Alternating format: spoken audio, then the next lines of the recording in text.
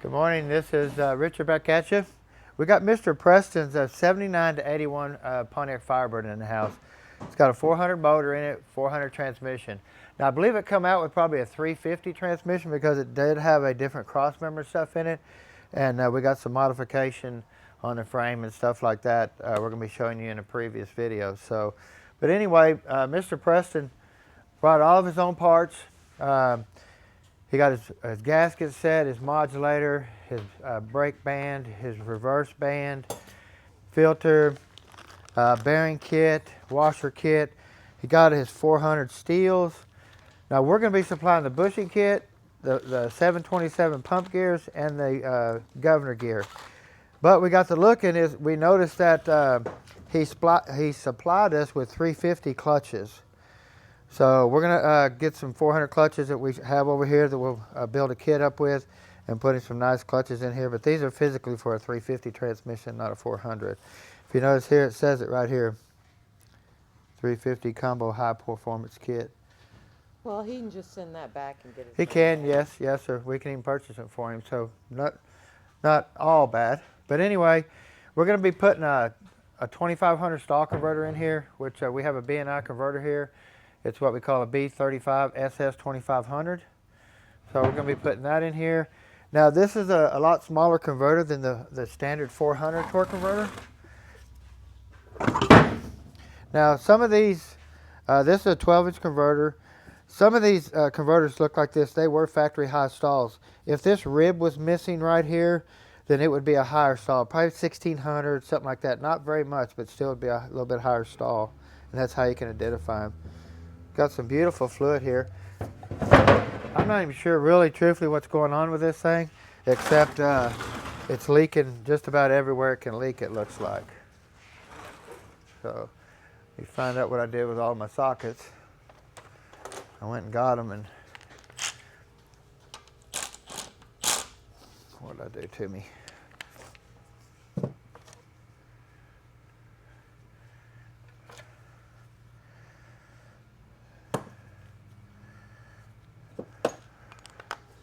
Sorry about that, guys. I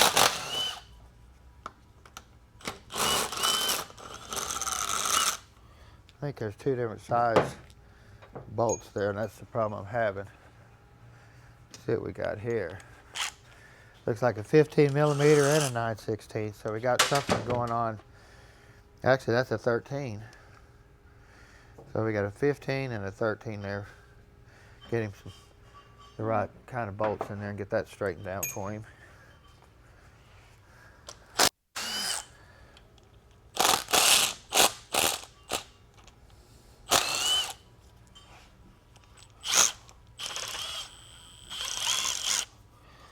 A lot of dirt.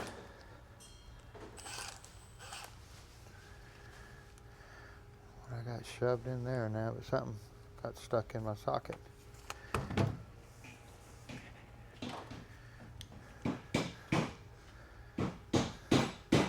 Something. Oh. Well, they had a cap on this stud here like that, and when I stuck my socket on there, it just got stuck in there. Stuck it in there. So.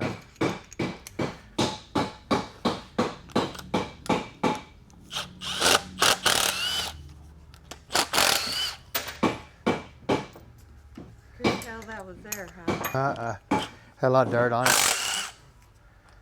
That's funny.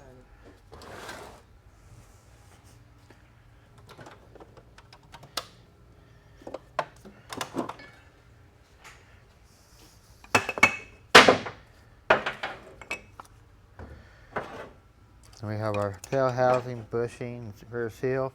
It looks all original for this tranny. It's not original for this car though. I don't believe this car, like I said, come out with 400 in it. You can see here our speedometer gears. That ain't even touching that, so I don't know what the heck's going on there. I think what they did is they got this turned wrong, or they got the wrong one in there. You notice that gear's not even touching the top gear to make it turn. Now, is this the car that's got all the original numbers, or is that the one that's out here? I thought that was this orange one out here. So I really don't know. No, that would be the other one we have on the floor. Okay. Yeah, because we got two of them. in here to do. Now, if you look at this gear right here, it's offset right here, and it gives you a number range, 43 to 40 and stuff like that. So right now, basically, if I turn this, I should be able to cam that in there to where it'll touch. There we go. Okay. But if you look here, look where it's setting for your attachment bracket to set back in there. See? So what they got is they got the wrong match of this piece here for the gearing that's selected in here.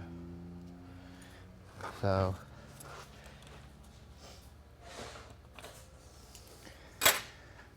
in other words, this probably is supposed to have a lot larger gear on this end right here. That way you can see how that's offset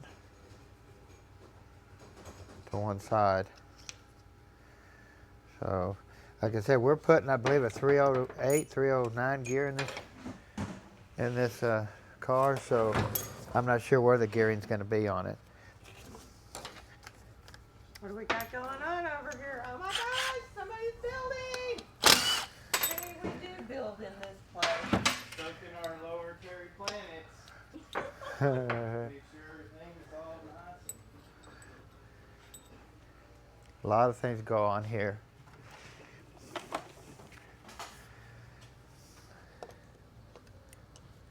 Now, if you notice this modulator, it's got a spring. It's spring loaded. You don't see that very often, but this thing will have it like a factory shift kit in it or something from the factory. It's got a low pressure modulator, and this spring here even lowers the pressure even more. So this isn't something that we'll be putting back in there, because we want to give this tranny some type of zip. And then also, we're going to be going to a small canister style modulator with adjustable screw in the end of it, so we can raise the pressure up and down, raise the shift points and everything when you do that. So this transmission's going to be zippy, huh? yep, gonna be zippy. I want to give him a little bit of red light to red light.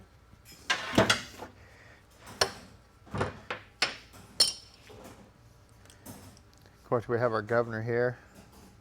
You want to check your gear for any type of wear, which we have a new one over there to put on there.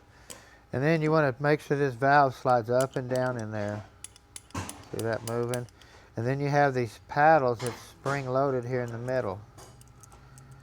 See, you want to make sure they're moving, but you want to make sure that valve is moving up and down. When we take the pin out here to put a new gear in here, we'll take this valve out, clean it really good, put it back together, put a new gear, new pin in here. No, we don't like using the gasket on our overhaul kit right here. They just seem to leak all the time. We'll put some good silicone all the way around through here and tighten it down, and it just won't leak. You'll be happy you did it. We have a little plastic vent tube here that always breaks off. You want to be careful with that. They make some metal ones, but they're getting hard to find, and the plastic one is even harder to find. Make sure we're going to go into our bucket there. We know we got our beautiful chrome pan here, guys. One of our favorites.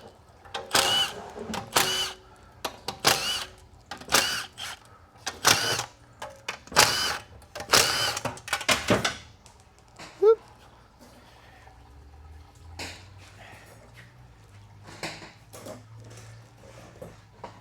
See if we can't quieten that down just a little bit.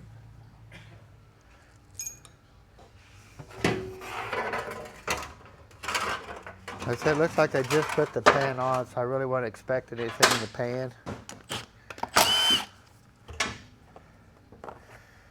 Filter looks really good. Still see a little bit of gray all over it, so it's hard to tell how long it's been since they serviced it. Got a really nice rubber pan gasket that we always throw away. We don't even use them when they're new. So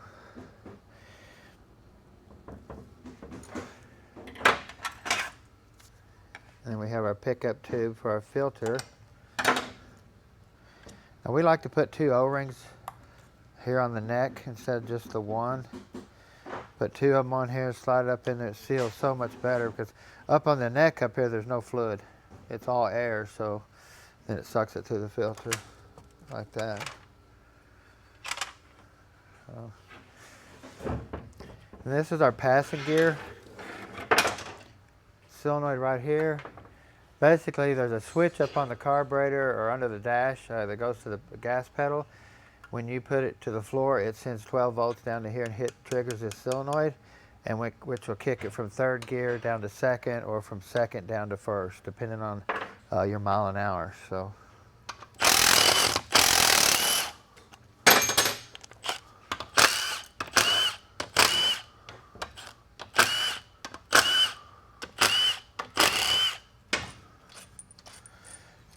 Now these are all your 1/2 inch bolts here, or 1/2 inch headed, 3/8 stem. And then we got our 7/16 style.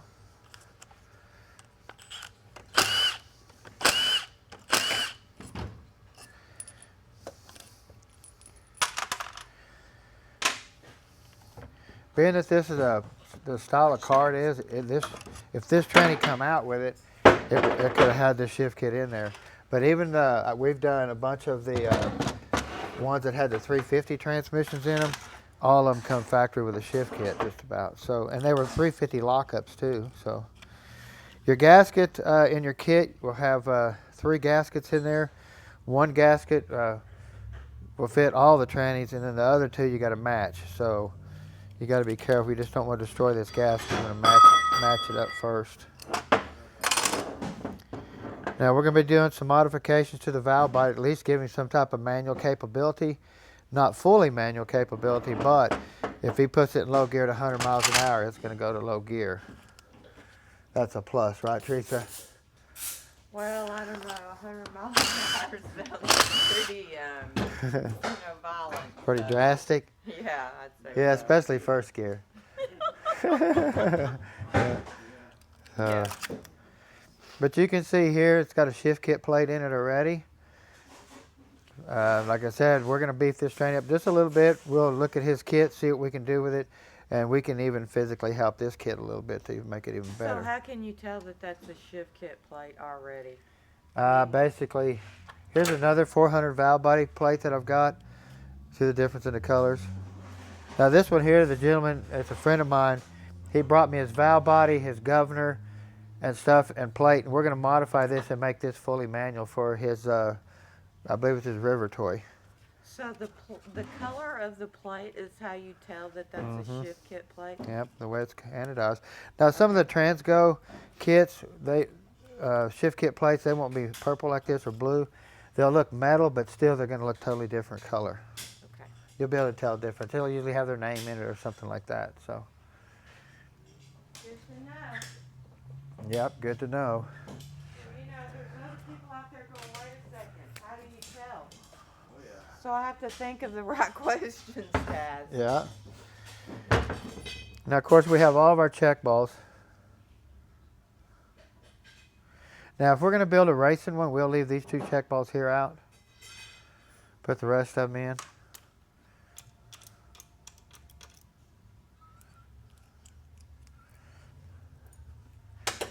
Now on our servo to apply our engine brake band, they make 2 different versions of this, guys. You notice how this here has a lip on this piston and it's flat here? It can be vice versa. It can be flat here and have the lips here. So you don't want to put 2 flats together, and you don't want to put 2 lips like this or on here and one here and put them together too. That's a no-no. They have to be matching to make it work. So what happens, it'll just cook the band in here right off the bat. I mean, there'd be nothing left of it. Now, I never did show you guys this, so let me turn this back over. BOP style case. Chevrolet will come all the way to the top to a point. This is Oldsmobile, Pontiac. Buick, Oldsmobile, And Pontiac, yep. BOP. BOP. So, now we can cut this bell housing off and put a Chevy bell housing on here. If actually we believe it or not, we rather buy cores like this They're cheaper, and a lot of times they'll have the 8-bolt pumps in them. You know, 1, 2. This only got 6, but when I pull it out, there might be threads here and threads here to put the other bolts, and then we can just drill the pump out and make it 8. But a lot of these already come 8 bolts. So, and the parts just seem to be better when we get cores like this than if they're the Chevrolet, because they just seem like they're always abused.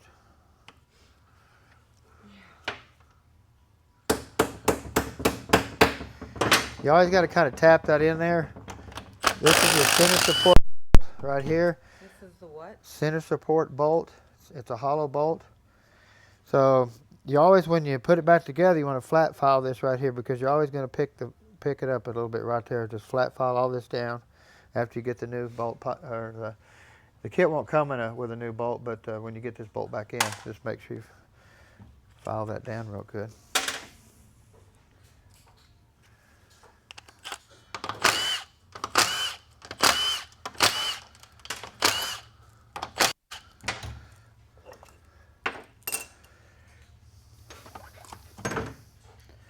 And this here's our reverse band servo. You got fluid running through that hole. Ooh. That's why. Sorry. That's Sorry to okay. let you know. I'm glad you did. They went, stop it now before it makes a big old mess. That's what I'm here for. Still got a lot of winter going on, so we definitely want to catch all of our fluids still. Excuse me. Well, it's like Mother Nature and Old Man Winter's having a fight. Who's Yep. gonna give up first? We have our parking assembly here. Blocks it in park. If you ever hear that, that means you're putting it in park before you come to a stop. That's what you're hearing.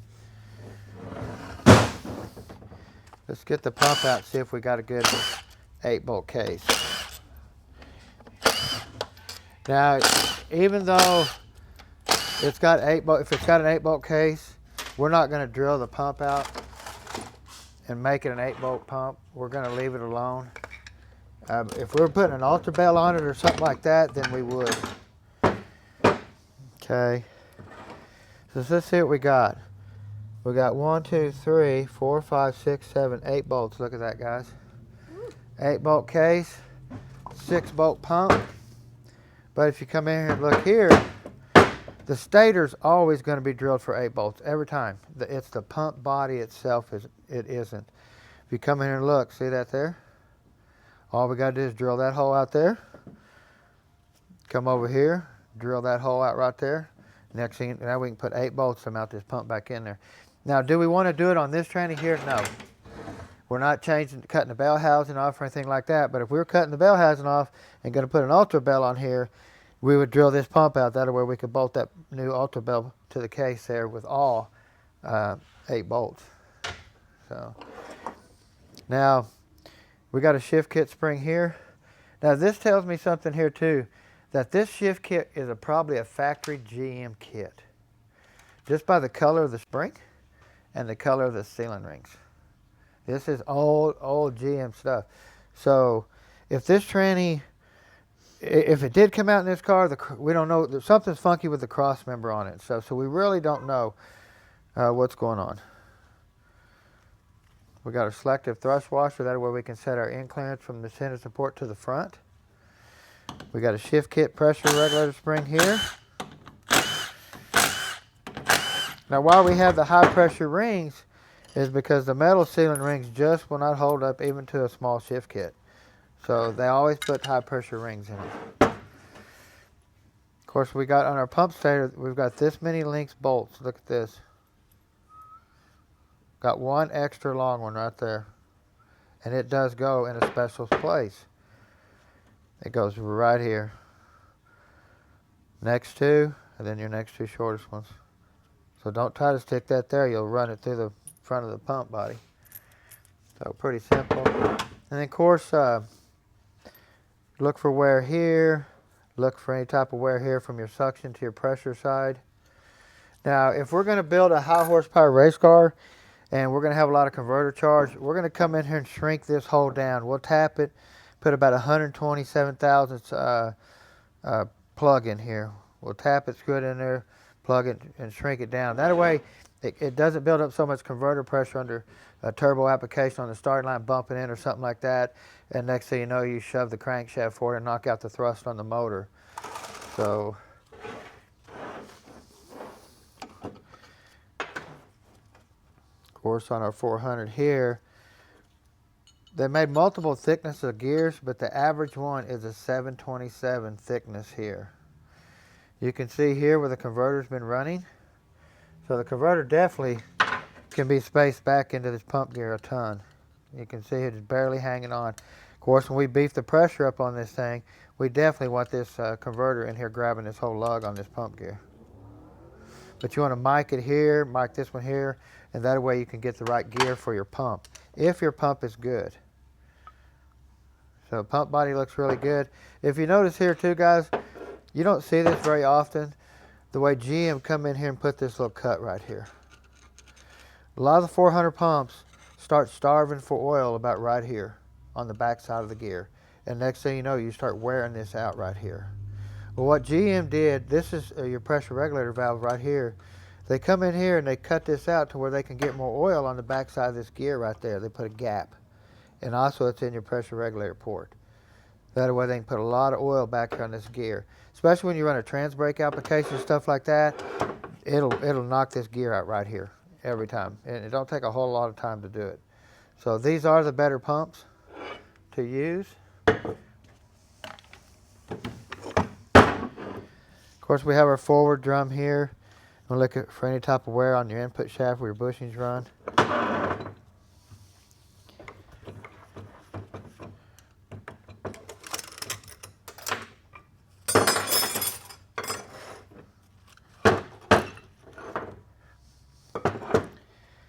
Of course, we have our forward clutch here. Now you can tell it's just about gone. Got a wave plate in here still. Now we'll leave the wave plate in here because this isn't an all-out race car with a 3500 stall converter. We still want it to go into gear, you know, at a reasonable pace or firmness or whatever you want to call it. That way he don't bring it backward. Hey, it's knocking my teeth out when I put it in the gear. Now, even on this, got the pop metal style drum hub for the forward clutch. We can put a hardened one in here, have a 480 or a Sonex or something like that. So if he wants to pay the money. A lot of these guys, they want it good, but they just don't want it, you know, 1,000 horsepower top tranny. So, and a lot of these parts will hold up to 8,900 without replacing them. So.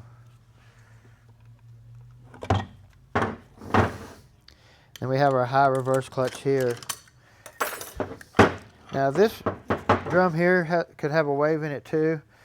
It actually doesn't, and I'm really shocked because these trannies here, they're anytime you firm up third gear, you're going to firm up the reverse engagement because this clutch comes on in third.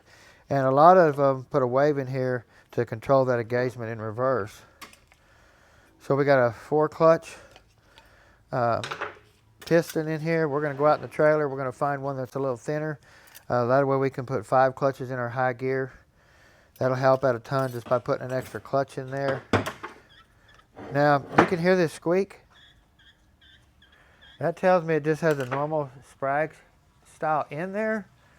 And we'll be putting, we won't be updating that to a regular Sprite. This is actually a roller clutch Sprite here. I'll show you real quick. But we're not going to update it to the 34 element style because he's just not making that much power, and we're not going to make it shift that hard. So, where it'll break this right here. This actually spins one way and it locks when it shifts to second gear. Spins this way, it will not turn back without turning the drum. So is that good since it's making that noise? Yeah, that's how I can tell what type of Sprite is in here. If it's got a roller clutch or what. Of course, you can see here they're not very big. Now we can go with a 34 element drum, but he's talking about a $600 upgrade to this tranny right off the bat just to put that drum and Sprite assembly in there. So a lot of people just don't want to do that. Like if you know how to make your second gear shift feel, you know how to control it, then you won't break this. I mean, it's not all about the bang, how hard these things shift. Really? No, it's not. I'm telling you. But you can see here, this got lock like a ring on it, of course, and it's got little locks on it like this for these rollers. The one with the 34 elements is just going to be smooth all the way around. Now your race will interchange, but your drum will not. So, because like I said, we'll put a thinner piston here to add one more clutch to our third gear. We'll leave the wave out since I didn't have one in there. Now I believe he just bought this car too, and he's doing a lot of work on it. So, of course, we have our engine brake band. So small. Do what? So small. So small. It's not used for anything but engine braking and to help support that sprag right there. So, of course, we have a 3-clutch second gear. Now we will update this to a 4-clutch. We do that to every one we do now. Real easy to do, so we'll do that. Keep the wave in there. That way it's not just a banger into second gear where he won't enjoy driving the car.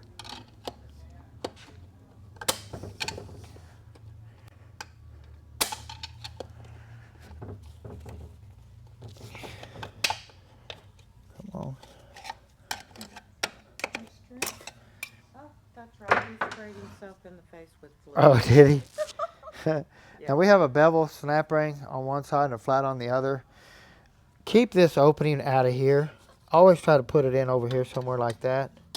You don't want your ends of your snap rings hanging off into here. The tips will break off, snap ring breaks, all kinds of stuff. So.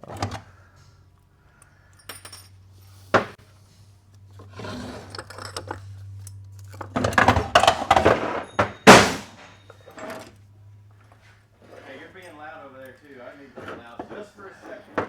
Okay, we're good. Trent's making way too much noise. Did you get the fluid off your face, son? Fluid off my face. Okay, guys. Now what we got here, I'll start with this piece here first. GM put what I don't know what they do. This is, I call it like an oil seal, a baffle or something like that. Keeps the planets more full of oil because it locks them here, seals in here. Keeps this area a lot more full. You can leave it out, and believe it or not, it still does work because they did eliminate it in the 480Es. And I do see some 400s, BOPs, and 400s come in without them. But I like to put them in there. If I'm building one back, I'm going to find one and put it in there. But they do have a decay problem.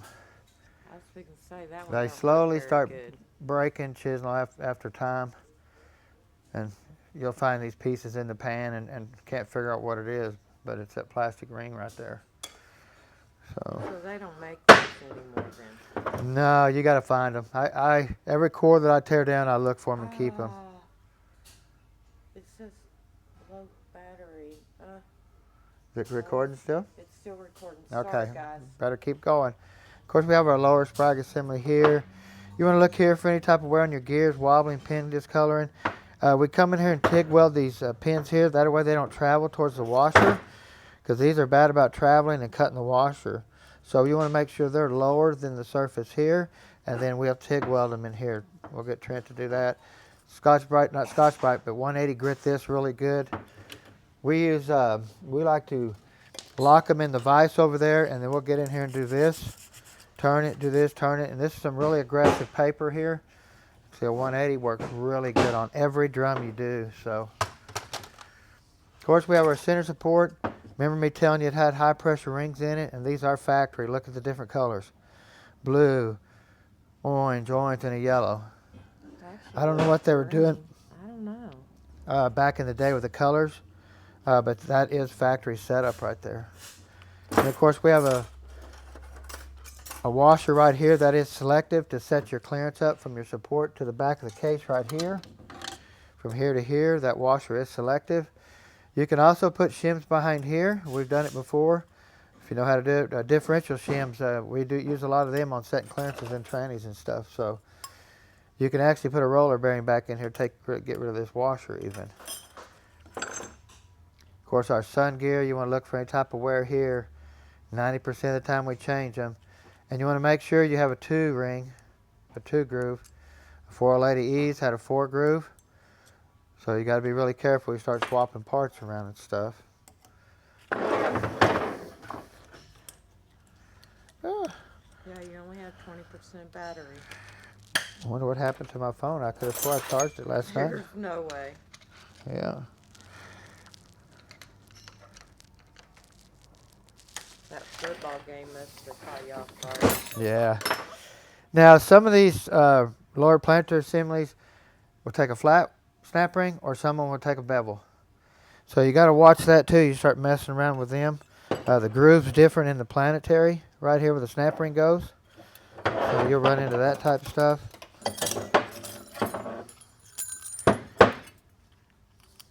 Of course, you want to check your races on your bearings on both sides of these. See what they look like. Check your rollers out here. Now he bought me a complete bearing kit. It's going to be really nice. Put all new bearings in here too. A lot of this stuff's getting really hard to get. So I'm going to check your races here. Check your race here. Any type of wear. And of course back here where your bushing runs for the case. Check this. Scotch Brite all this stuff up really good. Put a new bushing here. Now your intermediate shaft, you want to always check it down here where your bushings run and here. Looks good, Scotch Brite it up really good. Same here on the end of your hub. So put your new support bushing in. Now there's a hole down here, you can see it right down there. I don't know if you can see that. That's what you're lining up when you replace your bushing. See that hole right there? Mm-hmm. So when you put your new bushing in, you're going to run it down flush here, but you're going to line it up with that hole right there. Pretty simple. Well guys, here it is. BOP 400. You don't get to see them too much anymore, not tore down, or somebody's already been to it and stuff like that. So it's going to be really nice to get back into something I don't have to just figure out what's wrong with it. So Teresa, we want to thank you for recording. Trent, we want to thank you for making all the noise. Annie's already disappeared. Guys, don't forget to subscribe and go push that notification bell as Trent says. And hey, we'll see you on Wednesday. Have a great day.